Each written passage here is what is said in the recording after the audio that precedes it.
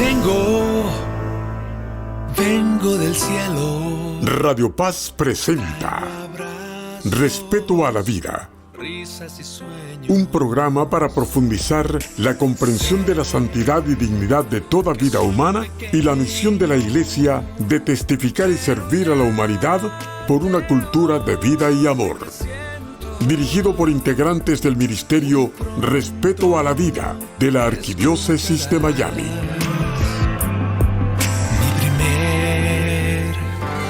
Mamá. Hola, queridos hermanos, bienvenidos a su programa de Respeto a la Vida, aquí en Radio Paz, 830 AM, 96.1 FM en el dial. Yo soy Jacqueline Debs, dándoles la bienvenida, y hoy quiero dar la bienvenida también a mi querido Adolfo Castañeda, nuestro querido Adolfo Castañeda, quien es nuestro invitado hoy, precisamente para continuar el curso de capacitación Provida que llevamos dando hace ya un año. O sea, todos los meses tratamos de traerles un nuevo módulo del curso de capacitación Provida que contiene 10 módulos. Hoy vamos a tratar el módulo número 7 sobre la eutanasia y el suicidio asistido. Pero como siempre, esta información que se encuentra en el curso de capacitación de Vida Humana Internacional es bien amplia y no podemos cubrirlo todo en este programa.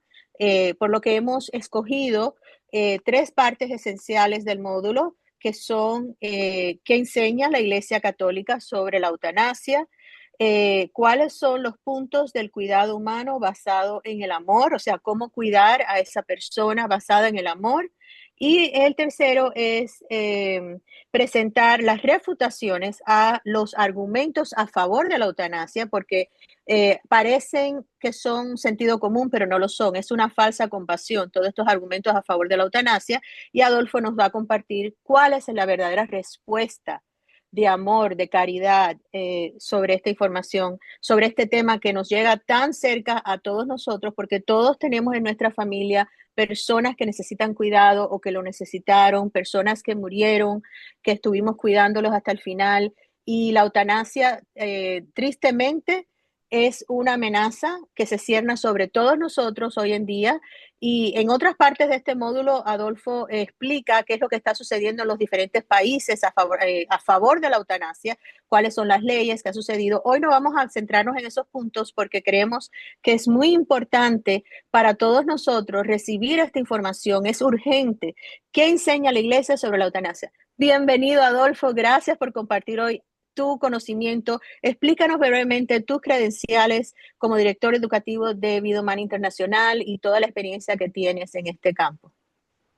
Gracias, Jackie, por la invitación y gracias a tu audiencia. Lo dice Radio Paz y tanto que escuchará este programa como los que lo van a ver por YouTube. Llevo 32 años trabajando con Vida Humana Internacional, que está extendida por todo el mundo, y su misión en principal es el informar y educar a la gente sobre la defensa de la vida humana en todas sus etapas, especialmente los no nacidos y al final de la vida, como estamos hablando ahora, víctimas en potencia de la eutanasia. Eh, yo tengo una maestría en teología sistemática y una licencia en teología moral con énfasis en bioética, ética de la medicina o ética de la vida, que obtuve en Roma. Es un título intermedio entre maestría y doctorado. Y eso me valió para poder enseñar en el seminario mayor de acá, de Boynton Beach, 4 años, y ahora 32 años con Vida Humana Internacional. Esta lección se basa principalmente en la declaración de la eutanasia, sobre la eutanasia, de la Congregación para la Doctrina en la Fe, que es una de las agencias del Vaticano, la principal, en mano derecha del Papa en cuanto a lo que es la doctrina sobre la fe y la moral. Y en el 5 de mayo de 1980, esa congregación emitió este documento que sigue siendo vigente, Declaración sobre la Eutanasia. También nos basamos en Samaritanus Bonus, el Buen Samaritano, documento de la misma congregación, pero en 2020, que repasa toda la doctrina de la Iglesia de manera muy correcta y la atención médica a las personas ya al final de la vida. Y también las directrices religiosas y éticas para la atención católica de la Salud de los Obispos Católicos de Estados Unidos. La eutanasia, por definición, es, como dice la declaración, es una acción o una omisión que por su naturaleza, por la intención, causa la muerte con el fin de eliminar cualquier dolor. Nada ni nadie puede autorizar la muerte de un ser humano inocente, sea feto o embrión, niño o adulto, anciano, enfermo, incurable o agonizante. Nadie además puede pedir este gesto homicida para sí mismo, suicidio asistido, o para otros confiados a su responsabilidad, ni puede consentirlo explícita o implícitamente. Se trata de una violación de la ley divina, de una ofensa a la dignidad de la persona humana, de un crimen contra la vida, de un atentado contra la humanidad. Parte 2 de dicha declaración. O sea que, resumiendo, la eutanasia se especifica como atentado homicida en que pretende resolver así los últimos sufrimientos de la persona. Eso es lo que especifica el auto eutanásico como asesinato de otros tipos de asesinatos, ¿no? Es el pretender que con ello vamos a aliviar los sufrimientos de la persona cuando hay alternativas para hacerlo. La iglesia no enseña, a veces la gente se equivoca, la iglesia no enseña que tenemos que prolongar la vida a toda costa, por cualquier medio, lo veremos. La iglesia sí enseña que nunca debemos matar directamente a una persona inocente. Toda forma de eutanasia, activa o pasiva, con ayuda de otros o sin ella, es un homicidio directo, cuya característica específica es usar el pretexto de eliminar al enfermo sus sufrimientos. La iglesia enseña que no estamos obligados a usar medios desproporcionados, lo que antes se llamaba extraordinarios, pero sí medios proporcionados, como por ejemplo el agua y los alimentos, aunque sean suministrados por medios artificiales. La gente se confunde y piensa que lo artificial es inmediatamente algo extraordinario y no lo es. Yo tengo unos espejuelos puestos que me permiten ver y sin ellos no puedo realizar gran parte de mi trabajo. Esto es artificial, pero yo lo necesito. Yo tomo ciertas medicinas para algunos problemas de salud que tengo que me son imprescindibles. Eso es artificial, pero eso yo lo necesito. Es un medio normal de cuidar la salud. Así que no podemos confundirnos con la palabra artificial, porque la inmensa mayoría de los medios médicos que usamos son artificiales. La iglesia también enseña que cuando el paciente sufre un dolor muy fuerte, se le pueden suministrar analgésicos, aún en el caso en que como efectos no deseados, sino solo permitidos, la vida del paciente se vea acortada o su conciencia, su estado de estar consciente, sea parcial o totalmente suprimido, siempre y cuando el paciente, en la medida de lo posible, haya cumplido con sus últimos deberes morales y religiosos y no hay otra alternativa. O ¿Qué sea que quiere decir eso, Adolfo? si un paciente está sufriendo un dolor insoportable, se le pueden suministrar analgésicos que pudieran tener como efecto no querido, sino solo permitido, el aceleramiento o el acercamiento de la muerte, siempre y cuando no haya otro medio. De verdad el dolor sea muy fuerte y el paciente en la medida de lo posible ha podido cumplir con sus deberes espirituales como confesarse, eh, este, rearreglar sus relaciones con sus familiares y otros deberes en la medida de lo posible, ¿no? Porque eso Eh, ahí hay eso está un poquito confuso para mí porque entiendo y entiendo Ujú. completamente. Sin embargo, ese mismo método para aliviar el dolor se puede dar extraordinariamente para suscitar la muerte. Estamos hablando, por ejemplo, de la morfina. Sí, So, todo ¿cuál es eso la diferencia ahí? la diferencia está en que el médico provida va a saber la dosis adecuada para este paciente concreto que necesita para aliviar su dolor y nada más. Es cierto, hay otros que abusan del uso de la morfina y otras cosas y dan una dosis que de verdad mata al paciente.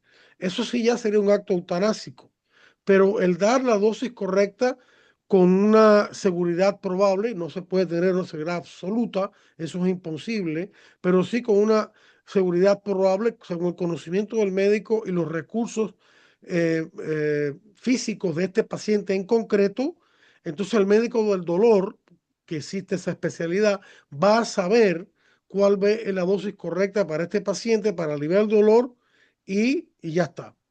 Entonces, ahí es donde está la diferencia, ¿no?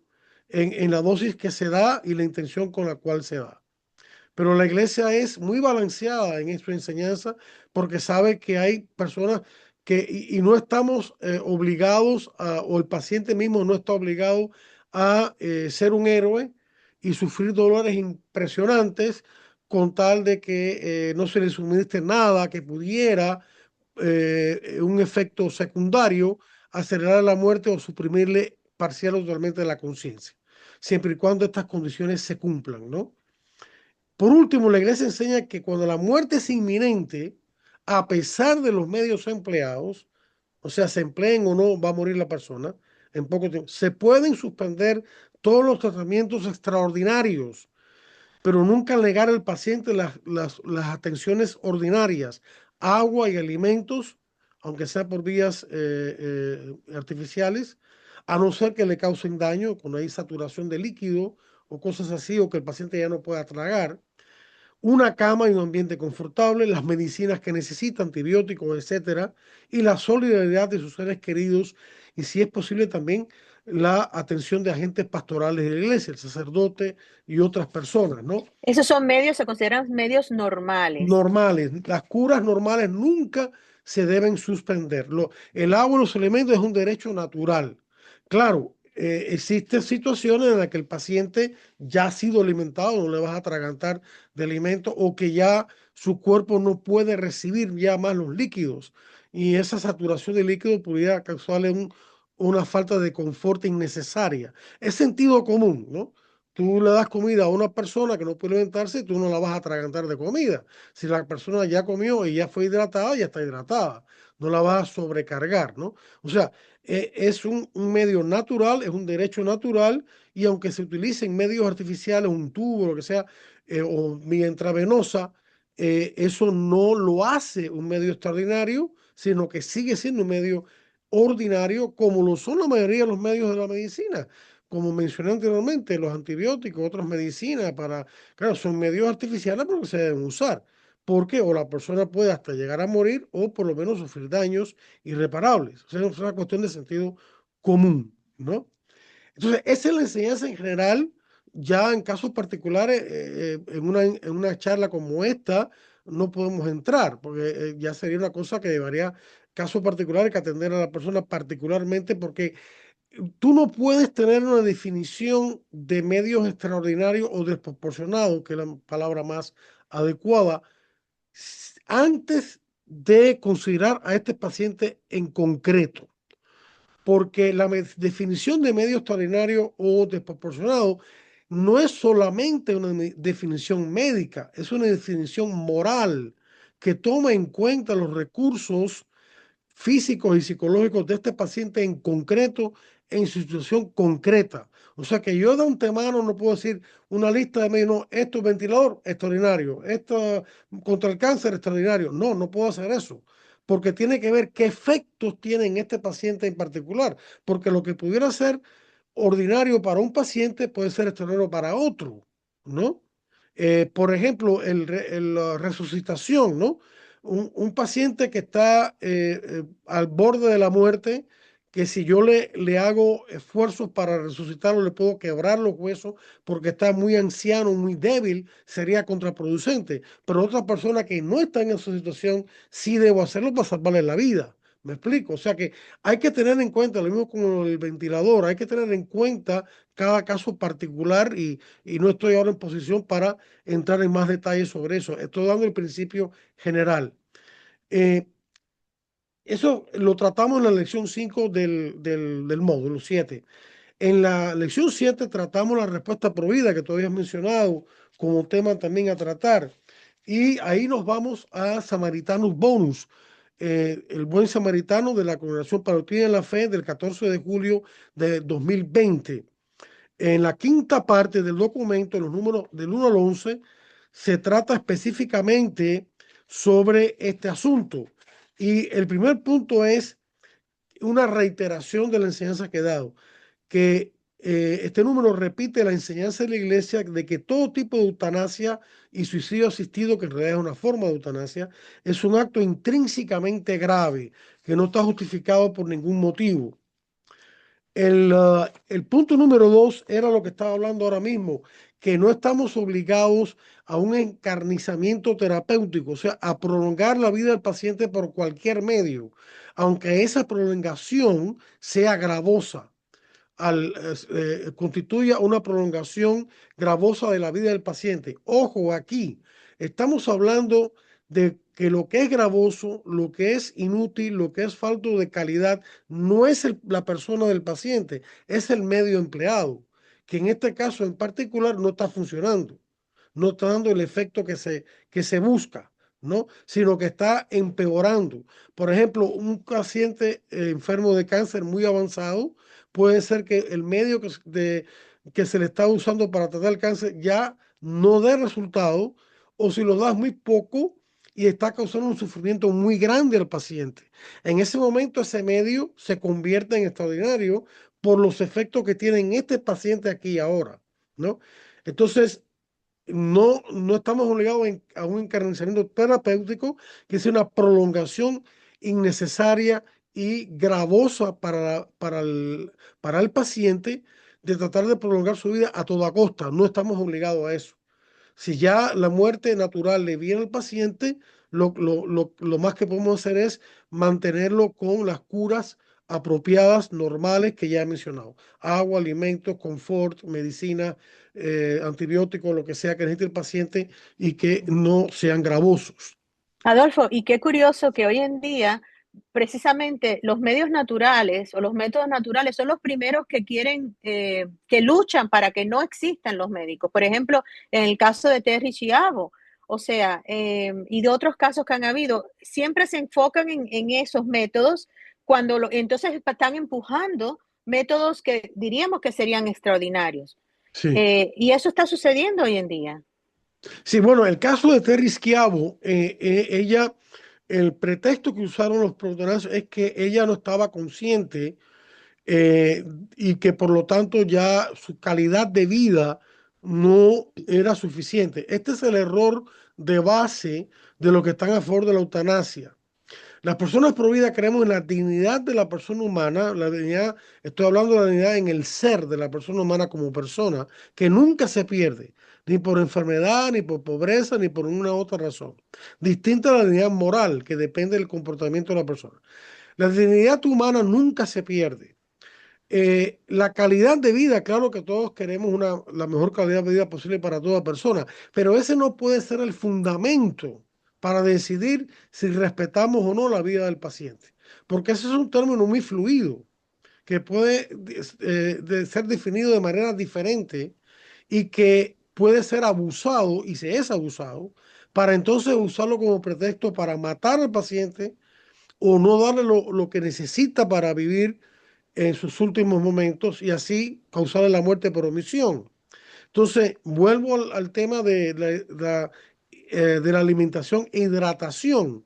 Entonces, Terry Schiavo sí estaba consciente. Lo que pasa es que tenía su conciencia disminuida porque estaba en un estado de semiconciencia por el estado de salud que tenía.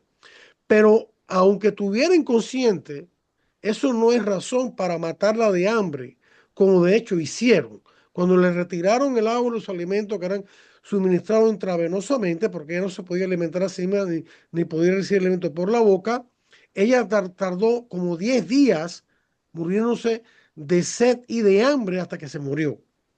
O sea que ella la mataron quitándole el agua y los alimentos, así de sencillo, ¿no? La deshidrataron y le causaron la muerte por hambre. Y eso es un crimen horrendo. O sea, de manera que hay que hacer una distinción ahí. Cuando un paciente está disminuida su conciencia, no quiere decir que inmediatamente ya es una candidata para que se le retiren los medios normales de atención al paciente, incluyendo el agua y los alimentos. Esos tres primeros números cubren lo que he hablado hasta ahora. El cuarto punto habla de los cuidados paliativos.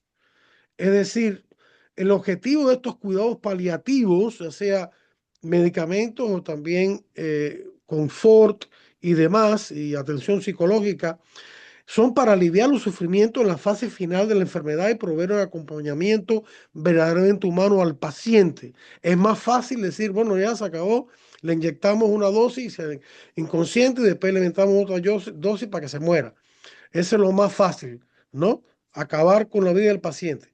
No, lo más difícil, pero lo que es humano y lo que es cristiano y lo que es de moral y lo que es amor, es atender al paciente con cuidados paliativos. Es muy triste ver como los países que tienen muy avanzada la eutanasia, como Holanda, Bélgica, Canadá, Países Bajos y también Suiza, que hay un turismo eutanásico en Suiza, son países cuyos cuidados paliativos han decaído. ¿Por qué? Porque no hay motivación para usarlo, porque tienen la eutanasia.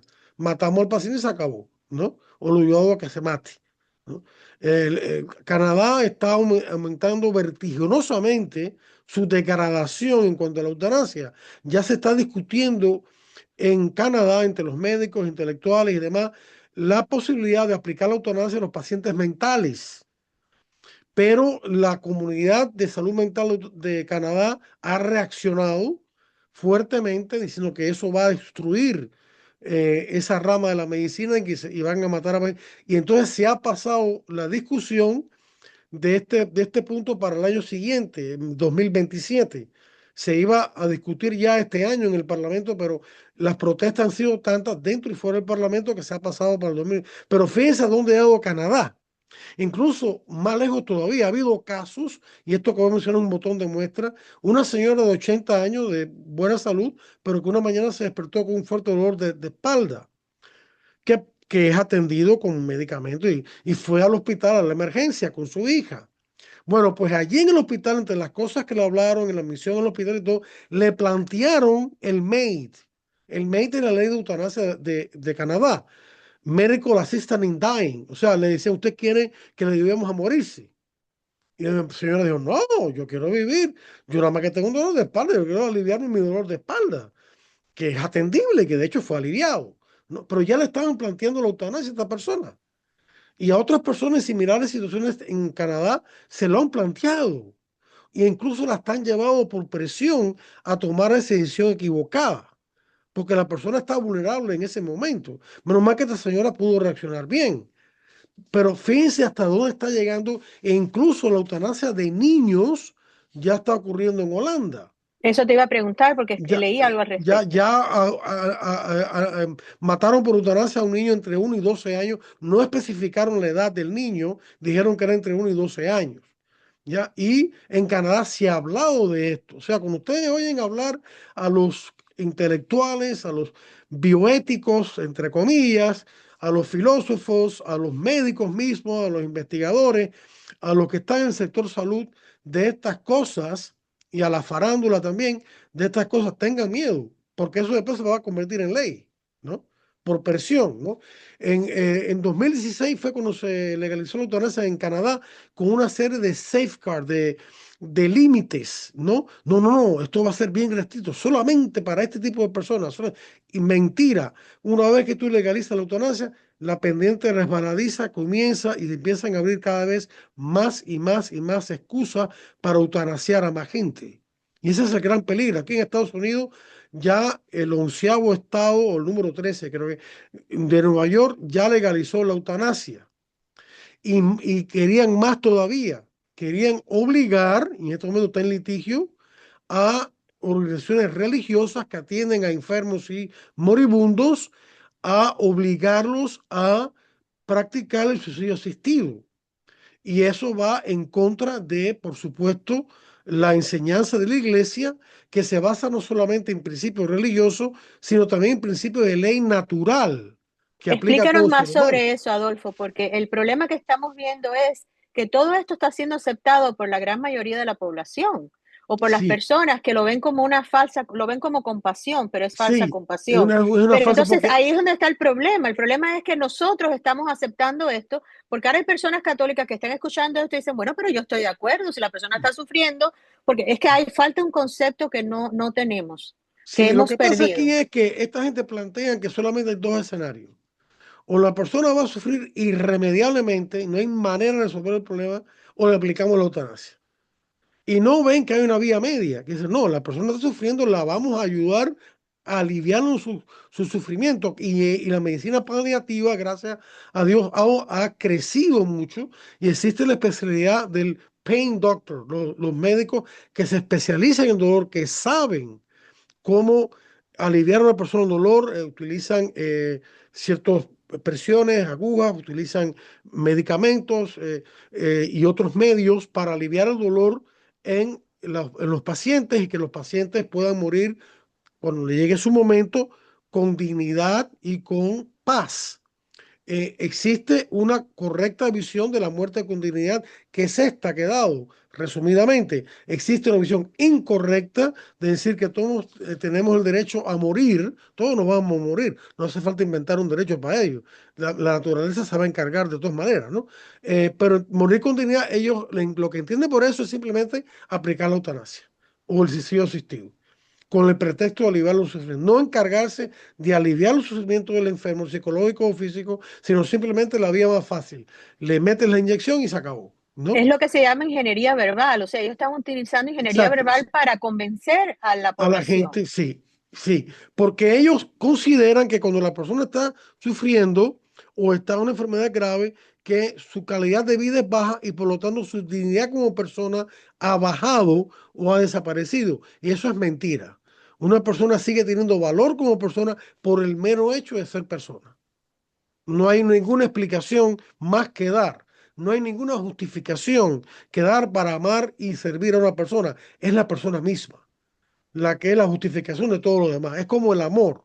No hay justificación para amar a alguien, porque el amor es gratuito en sí mismo. El amor es la justificación de todo lo demás que es bueno, ¿no? Entonces, estas personas están confundidas y emplean este principio de la calidad de vida, que es un principio muy fluido, que se puede manipular, porque ¿quién mide la calidad de vida? Entonces, Exactamente. ¿Quién va a decir quién es el y juez? cuándo es que hay calidad y cuándo no la hay. Entonces, eso va a confundir a la gente y entonces la gente no, el otro principio es que la gente no quiere saber nada de ningún sufrimiento ni de dolor. Y en la vida vamos a tener momentos de dolor y sufrimiento. Cuando yo me operé la espalda, yo tuve un dolor muy fuerte, ¿no? Y me dieron medicamentos para aliviarme el dolor, pero tuve 2 días con dolor, pero yo sabía que eso era un paso necesario para hoy en día disfrutar de mi vida bastante con una espalda sanada, ¿no? Entonces, no se puede tampoco eh, eh, tratar de pretender que el sufrimiento es algo que es 100% inaceptable. No, hay cierto sufrimiento que vamos a pasar. Y claro, la iglesia también dice, no, no estamos obligados a mantener a personas sufriendo, hay que aliviar el dolor. Por supuesto, somos los primeros en querer aliviar el dolor y vamos a desarrollar lo mejor de la medicina para lograr esto, psicológica y física, ¿no?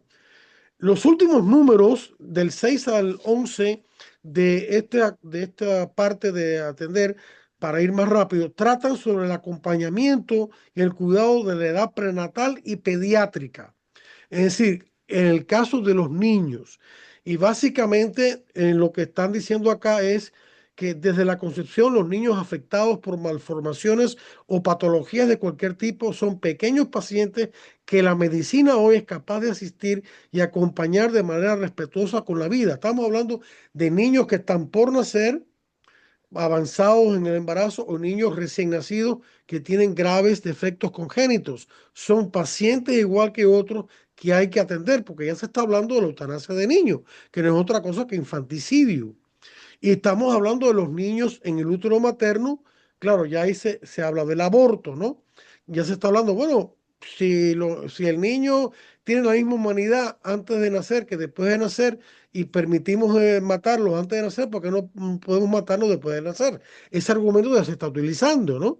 De Pero hecho, la, sucedió en Inglaterra, Adolfo. No sé si recuerdas el caso hace como un año o dos. En Inglaterra una lucha bien fuerte para mantener vivo a un bebé que estaba vivo, que estaba con una, no recuerdo ahora exactamente cuál era la circunstancia de ese bebé, pero sus papás querían mantenerlo vivo y los hospitales y el gobierno y la Ujú. justicia, los jueces, determinaron que tenía que morir. El bebé murió, lo mataron. Sí, sí. Hay varios casos en Inglaterra de eso. Pero fíjate la cosa enorme, que también el lado bueno de la medicina como ha avanzado, que hace poco operaron a un niño in útero. Claro, ya operaciones en útero han habido cantidad, pero en este caso en particular, que creo que es el primero de su clase, era un niño cuyo efecto era que tenía dentro del útero los intestinos fuera del cuerpo, fuera de su cuerpo. Y eso, si lo hubieran dejado sin nacer así, hubiera tenido una serie de operaciones y tratamientos extraordinariamente impresionantes, ¿no? Que hubieran sido necesarios. Lo operaron exitosamente en útero y nació perfectamente bien.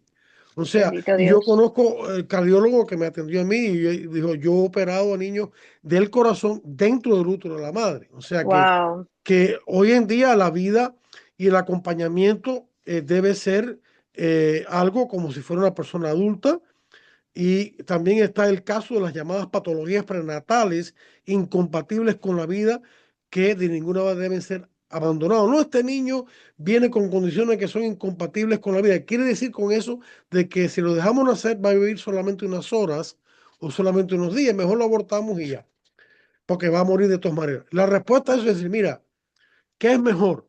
Que este niño muera en los brazos de su madre o de sus padres, tranquilamente y con paz, o que muera bajo el bisturí de un abortero. ¿Qué es lo que tú O sea, prefieres? siendo despedazado dentro del Dentro lugar, del de vientre su de su madre madre. por un abortero. Eso es lo que tú quieres. Entonces, estos argumentos de verdad son tontos, son estúpidos si uno se pone a mirar, pero son muy peligrosos porque la pobre gente se los cree, ¿no? Y también, pues dice, por supuesto, que en caso de no haber cura, se les acompaña hasta su muerte natural. Y eh, sigue hablando, trata las terapias analgésicas, la supresión de la conciencia, cuando hay una sedación muy fuerte o una terapia analgésica muy fuerte que tiende a crear su inconsciencia en la persona. Ya hemos dicho los principios a seguir, que no hay otro medio, que de verdad la persona está sufriendo un dolor muy fuerte y de que no se busca matar a la persona, sino se le da la dosis adecuada para aliviar el dolor lo más posible. Y también dice en el número 8 que se habla del estado vegetativo y el estado de mínima conciencia. Las personas en estado vegetativo o con conciencia mínima, no me gusta el término estado vegetativo porque la persona no es un vegetal, es una persona. Pero bueno, deben recibir los cuidados ordinarios, incluyendo agua y comida, aún por vías artificiales, donde todo el tiempo que el paciente se encuentre en esa situación, ¿no? Eh, También habla, este punto es muy importante, ya no salimos del caso del paciente y nos vamos a las instituciones sanitarias católicas o religiosas o de conciencia ética, que la objeción de conciencia debe ser respetada. En otras palabras, las leyes civiles deben respetar el derecho natural de conciencia de los católicos y otras personas religiosas o éticas en el campo de la salud. No se debe nunca dar cooperación formal o material inmediata con la eutanasia y el suicidio asistido por médico. O sea, tú no puedes obligar a un médico o un trabajador de la salud a participar en un acto que de por sí es eutanásico, ¿no? Ni tampoco remitir a otro médico que lo haga. Y esto debe ser un derecho tanto de la persona, del trabajador de la salud, médico, enfermero, lo que sea, y de la institución misma. O sea, no se puede obligar a una institución que, vamos a decir, una institución católica, este hospital no quiere hacer aborto o eutanasia. Bueno, ok, está bien, ustedes no quieren, pero tienen que traer un médico de otro lado que lo haga aquí, ¿no? O la institución tiene que remitir a otra institución. No, no se le puede obligar tampoco a la institución como institución a hacer eso, ¿ya? No solamente el médico individual, sino también la institución. Y eso es importante, porque es lo que está pasando en Nueva York, que quieren obligar a estas monjitas, son 4 congregaciones de monjas que atienden a moribundos, ancianos, personas en precariedad, y las quieren obligar a suicidio asistido o a incluir en su seguro de salud el suicidio asistido de los empleados que trabajan con ellas. Y ellas dicen, de ninguna manera. Y lo están batallando en este momento ante los tribunales. El número 10, el penúltimo de esta secuencia de 11 puntos que he tratado de resumir, el acompañamiento pastoral en los sacramentos. Ningún paciente debe morir solo y sin el acompañamiento pastoral, la oración y los sacramentos si la persona lo pide. El número 11, un punto importante y delicado, el discernimiento pastoral hacia quien pide la eutanasia o el suicidio asistido por médico. No se deben dar los sacramentos a pacientes que no se han arrepentido de pedir la eutanasia o el suicidio asistido. Si el paciente cae en una inconsciencia, el sacerdote puede dar los sacramentos subcondiciones, o sea, bajo condición, si se puede presumir que el paciente se ha arrepentido con anterioridad. Esto es un punto delicado porque hay pacientes que han pedido la eutanasia y también piden los sacramentos. Perdón, usted ha hecho un acto interno de pecado del cual no se ha arrepentido, no le podemos dar el sacramento de la confesión de la Eucaristía porque usted está en un pecado grave que no se ha arrepentido, como cualquier otra persona que está en pecado grave no puede comulgar. Ahora, si está en inconsciencia, esa persona se puede presumir si se ha dado alguna indicación implícita o explícita de que él se ha arrepentido de esa acción interna que tomó, entonces darle los sacramentos subcondiciones, ¿no? Bueno, también hay que tener en cuenta que muchas veces tomamos decisiones bajo presiones internas, externas, etcétera. Y yo estoy segura que un director espiritual, eh, un sacerdote específicamente, que está escuchando esto desde ese paciente, va a tratar de ver, o sea, cuáles Sí, son las presiones que esa persona está claro, claro, claro, deseando morir a través de claro, la eutanasia. Y la sí, mayoría de claro, las veces, como hay muchos libros, hay personas, hay muchos testimonios de personas que estaban tan deprimidas o estaban en tanto dolor o tenían tanta desesperación que en ese momento hubieran aceptado cualquier cosa. Sin claro, claro. embargo, al haber pasado ese mal momento, se dan cuenta y miran hacia atrás y dicen que no, que Sí, gracias a Dios. esto sería el fruto de un tratamiento pastoral, de un diálogo pastoral de cierta prolongación entre el sacerdote y otros agentes pastorales y el paciente para llevarlo y si hace falta tratar de alejarlo de las personas que están influyendo mal en el paciente, aunque sean parientes, para que la persona piense y una vez aliviado más el dolor, la persona también pues cambia la manera de pensar, porque no estás sufriendo, figúrate, el sufrimiento es algo que es un factor que incide en tu manera de pensar, ¿no? Tú tienes razón. Entonces, cuando se le da el tratamiento adecuado, psicológico, espiritual, en el sentido de atención, hablando con la persona, y físico, con medicamentos, la persona cae en la cuenta y ve que hay una alternativa de morir en paz, en dignidad, y encontrarse con Dios y todas esas cosas y entonces desiste de su decisión eutanásica o de suicidio asistido, que en realidad es parte de eutanasia, y entonces sí, tú tienes razón. O sea, esto no es una decisión que se toma así Fríamente, calculadamente. fríamente o unilateralmente, sino que hay un diálogo pastoral y, con y espiritual con el paciente para llevarlo a una decisión correcta. Muchas gracias, Adolfo Castañeda, director de Educación de Vida Humana Internacional, quien nos ha compartido hoy la enseñanza de la Iglesia Católica sobre la eutanasia y el suicidio asistido. Esta enseñanza es parte de nuestra presentación mensual del curso de capacitación Provida de Vida Humana Internacional. En este programa tocamos el módulo número 7 y nos centramos en las lecciones 5, 7 y 8. En resumen, la Santa Madre Iglesia Católica, que es madre y maestra para los fieles y para el mundo entero, nos da dos guías seguras para el cuidado de la vida de las personas en estado vulnerable. Primero, no se puede causar o acelerar la muerte de la persona enferma o moribunda bajo ninguna circunstancia. Segundo, no es obligatorio buscar métodos extraordinarios que prolonguen la vida si ya está en estado crítico. Citando el numeral 2278 del Catecismo de la Iglesia Católica, nos dice, interrumpir estos tratamientos extraordinarios es rechazar el encarnizamiento terapéutico. Con esto no se pretende provocar la muerte, se acepta no poder impedirla.